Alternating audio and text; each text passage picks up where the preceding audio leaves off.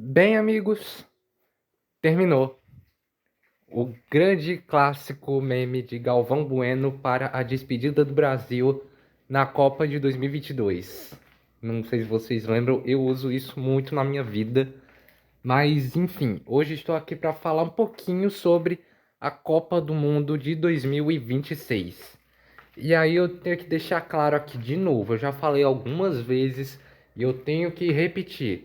Não sou fã de esportes. Não é que eu não sou fã de futebol, que de fato eu não sou. Eu não sou fã de esportes no geral. Então, futebol não sou fã, vôlei não sou fã, nem basquete, beisebol, futebol americano, tênis de mesa, nada. Não sou fã de nenhum esporte. Fórmula 1 também não sou fã. Xadrez até um pouquinho, mas enfim, não tanto assim. Então, não sou um grande apreciador. Eu não estou dizendo que esses esportes são ruins. Eu só não me identifico com nenhum deles. Eu gosto de praticar esportes, tá? Eu praticava muito na minha época de ensino fundamental, mas enfim, não consigo assistir nenhum jogo de nenhum esporte porque eu acho muito maçante, muito demorado o tempo que eu invisto assistindo um jogo desses ao vivo. Eu poderia estar investindo assistindo um filme, jogando videogame, estudando para as provas da escola ou da universidade. Então, assistir esportes nunca foi um negócio que me agradou tanto. Mas existem duas exceções que eu abro na minha vida para acompanhar esportes que eu abri recentemente, tá? Não é um negócio da minha vida inteira, não. É um negócio de tipo uns 4 anos atrás pra cá, que é tipo assim, duas exceções que eu abro, né? Que eu acho que todo mundo já deve imaginar quais são as duas exceções, que são a Copa do Mundo e os Jogos Olímpicos. Porque são dois fenômenos globais que não tem para onde fugir. Mesmo que você não goste de esportes, toda hora na internet vai surgir algum meme, vai surgir algum take daquele esporte específico que você não acompanha, mas que se popularizou muito. Então, eu me dei por vencido. Eu acabo assistindo de fato porque são dois fenômenos globais. Não significa que eu vou acompanhar vários esportes depois disso, né? Porque, por exemplo, eu acompanhei a Copa do Mundo desse ano. Mas, enfim, no futebol, o segundo torneio mais assistido no mundo, depois da Copa, é a Champions League, que é na Europa. Caguei pra Champions League, caguei baldes. Não significa que é ruim, eu só não tô me importando a mínima. Eu de fato só vou acompanhar Copa e Jogos Olímpicos. Mas também com restrições, né? Porque existem jogos complementares, né? A Copa tem a Copa do Mundo Feminina, que eu acho que acontece ano que vem, se não me engano. E os Jogos Olímpicos têm uns complementos que é tipo as Paralimpíadas, tem os Jogos Olímpicos de Inverno. Vai ter agora a estreia dos Jogos Olímpicos de Esportes, que sinceramente caguei também. Não significa que não sejam importantes, que não tenham um valor cultural e tal. Eu só não me importo, principalmente porque não ocorrem junto com os jogos populares mesmo, né? Que é a Copa do Mundo masculina e também os Jogos Olímpicos de Verão. E tipo, se acontecessem junto, eu acho que seria bem melhor, porque poderia englobar tudo numa coisa só. Mas como não é, pra mim dane-se, eu não vou acompanhar. Eu não tenho tempo de sobra pra ficar acompanhando esporte toda hora. Então, se você quiser o meu tempo para essas modalidades novas, então façam com acopladas com essa parte que eu acompanho de fato, porque senão eu nem vou atrás, sinceramente. Mas enfim, falando hoje da Copa do Mundo de 2026, eu não sei nem como fazer uma review da Copa do Mundo, sinceramente. Mas eu vou fazer uma tentativa. Aí quando for os Jogos Olímpicos de 2028 eu volto e tento fazer um vídeo sobre o que aconteceu lá também. Mas enfim, minhas impressões da Copa. Foi uma Copa interessante, velho. Tipo assim, não sou um grande apreciador de esportes, mas eu acho que foi uma Copa que furou muito a bolha, principalmente na América do Norte, porque assim, tudo bem, México tem um costume de futebol, mas Estados Unidos não tem. E eu acho que o fato da Copa ter acontecido nos Estados Unidos acabou influenciando bastante a cultura local também, né? Boston foi invadida por estrangeiros, um monte de cidade foi invadida por estrangeiros, né? Tinha jogo de beisebol com um escocês participando. Enfim, uma loucura o que aconteceu nos Estados Unidos, Canadá e México, que eu achei bem interessante e inclusive achei interessante também a receptividade dos norte-americanos, porque eles não são muito abertos para estrangeiros, né? Principalmente no governo Trump, dá para ver como existem leis rígidas nesse negócio de imigração lá. E ver o tanto de gente estrangeira indo para os Estados Unidos, fazendo história, mudando a percepção de muitas pessoas em relação ao resto do mundo, acabou sendo muito interessante. Eu achei muito engraçado, muito divertido, muito carinhoso por parte de alguns norte-americanos também. E é isso, né? Por mais festivais que consigam chamar a atenção dos estadunidenses de forma a abraçar o resto do mundo. Mas enfim, isso é o extracampo, né? Eu gostaria também de ter assistido os jogos, talvez ao vivo presencialmente, só que eu não vou pagar não sei quantos mil dólares para ir para a América do Norte e depois mais não sei quantos mil dólares para assistir um único jogo. Então, fazer o quê? Mas enfim, falando dos jogos agora, a maioria dos jogos que eu assisti, pelo menos, eu não assisti todos, mas eu assisti alguns. A maioria eu gostei, de fato. Eu não estava prestando atenção em 100% do tempo, mas do que eu vi de alguns jogos foram muito interessantes. Meu jogo favorito da Copa, acho que foi Inglaterra e México. Eu achei interessantíssimo, disputadíssimo. Tipo, o México perdeu, mas estava jogando de igual para Inglaterra, inacreditável. E outros jogos que eu também gostei. Eu acabei gostando até da disputa de terceiro lugar da França e da Inglaterra. Eu não sei se muita gente gostou, né? Mas eu achei muito, muito, muito engraçado que a cada 10 minutos estava acontecendo um gol, velho. Acabou terminando em 6-4. Quem nessas apostas de bets iria acabar colocando 6-4 como o placar final do jogo França e Inglaterra? Não faz muito sentido, né? Mas eu achei o jogo muito engraçado.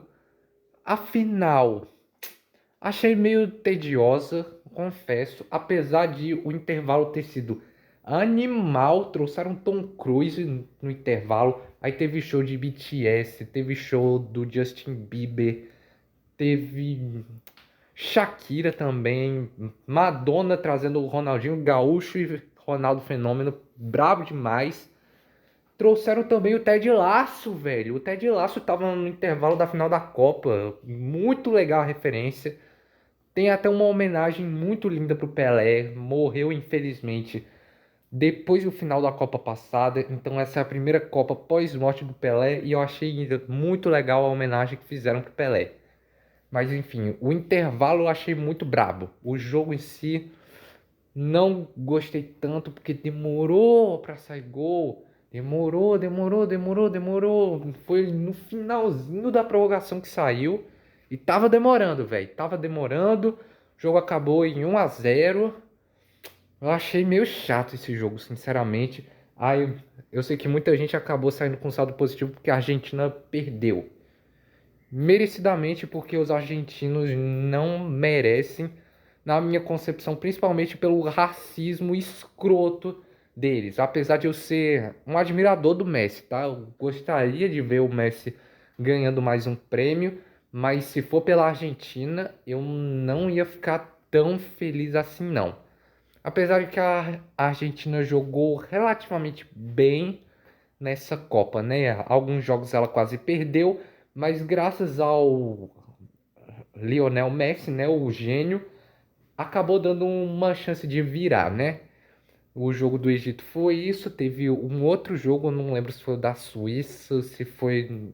Não, acho que foi da Inglaterra, que acabou dando uma virada linda, velho. Em 2 minutos eles conseguiram virar um jogo que pra eles estava zerado. Então, achei muito brabo a capacidade de persistência da Argentina, principalmente graças ao Messi. Eu acho que agora que o Messi vai se aposentar das Copas do Mundo, eu acho que a Argentina não vai ter tanta sorte assim, não. É a impressão que eu tenho.